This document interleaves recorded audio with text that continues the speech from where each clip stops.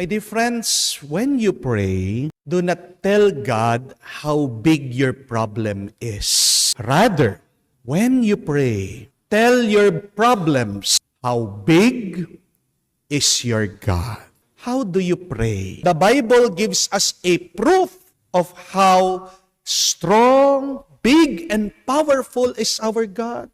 Who is this God that we believe? Who is this God that we believe in? Hindi ba siya yung Diyos na kayang patigilin ang dagat para makadaan si Moises at ang kanyang bayan?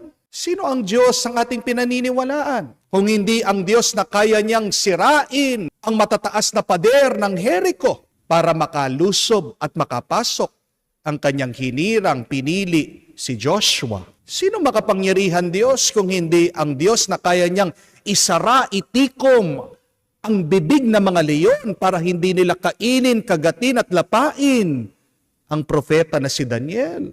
Sino makapangyarihan Diyos kung hindi ang Diyos na kaya niyang talunin ang higanteng si Goliath para manalo ang maliit na pinili niyang magiging hari na si David? Sino makapangyarihan nating Diyos?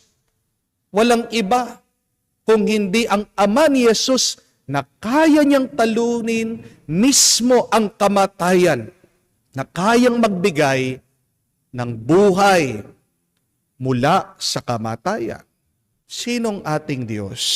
Siya ang Diyos na kaya niyang magpalakas, makagawa ng milagro kung mananatili ka lang sa Kanya.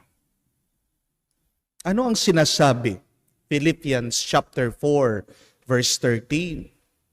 I can do all things in Christ who strengthens me. Tandaan niyo po yan. Kaya mong gawin ang lahat kung nasa iyo si Kristo na nagpapalakas sa iyo. Take note, lahat ng bagay.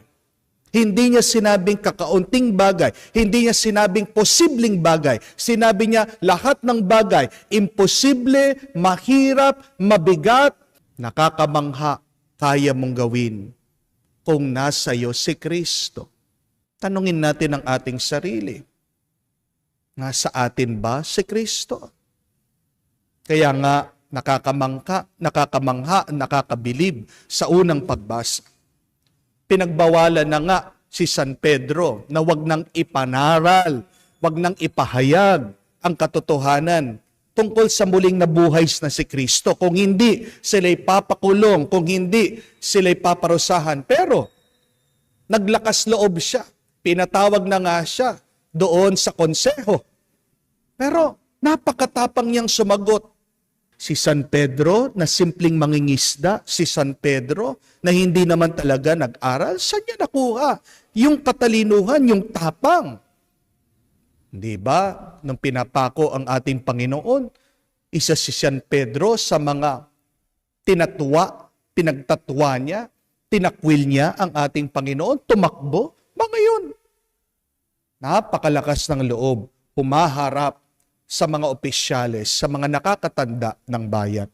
Paano niya nagawa? Because the resurrected Christ was in him. Sa ating ebanghelyo, napakaganda.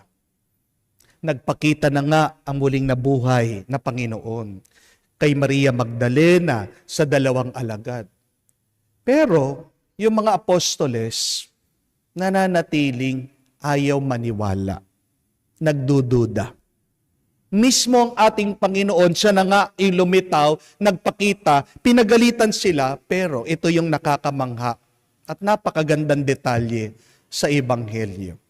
Kahit na meron silang pagdududa, kahit na mahina ang kanilang pananampalataya, nagpakita pa rin siya at pinagkatiwalaan sila sa isang misyon. What is this telling us? That even disbelief, even doubt, cannot stop God. Kung nga yung dagat, hindi niya kayang pigilan ng Diyos. Kung nga yung mga malalaking pader, walang kwenta sa Diyos. Kung nga yung mga leyon, yung higante, ay natalo ng Diyos. Kahit ikaw meron kang pagdududa, kahit na mahina ang iyong pananampalataya, walang kwenta ang Diyos diyan. Magbibigay pa rin ng kapangyarihan ang Diyos sa iyo. Ang kailangan lang ay kakaunting pananampalataya. Di ba? Yun naman ang sabi ng Panginoon sa atin. If you have faith the size of a mustard seed, you can say to this mountain, move. You can say to the tree, move. It will move.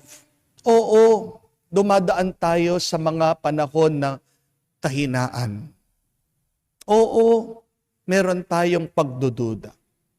Oo, minsan nararamdaman natin malaki ang utang na babayaran natin, nahihirapan na tayo, nakikitungo sa ating mga kamag-anak, kapamilya, dahil sinisiraan tayo, ginagawang mahirap ang ating buhay. Oo, naiinis ka na dyan sa iyong asawa, ang tigas ng ulo. Oo, sawa ka na dyan sa iyong anak, sobrang pasaway. Oo, ayaw mo na, gusto mo nang sumuko dahil napakasakit ng iyong nararamdaman sa katawan. Oo, alam ko yung iba sa inyo, gusto nang umuwi sa Pilipinas, sumuko dahil naku-homesick, nadidepress. Totoo po ang mga realidad na ito. Totoo ang mga masasakit at malungkot na karanasan na ito. Pero kahit nakakaunti katiting na paniniwala kay Jesus, sapat na mapangyayari niya ang kanyang himala, ang kanyang kapangyarihan sa iyo. So let us once again unite ourselves with the resurrected Christ. Let us ask the Spirit of Christ to be with us so that we can do all things through Him who strengthens us. Tanong, ano yung malaki na problema mo ngayon? Ang mabuting balita, kahit nasa maliit na pananampalataya, kaya ng Diyos yan. Bibigyan ka niya ng lakas para malampasan mo yan at para magwagi ka. Amen? Amen.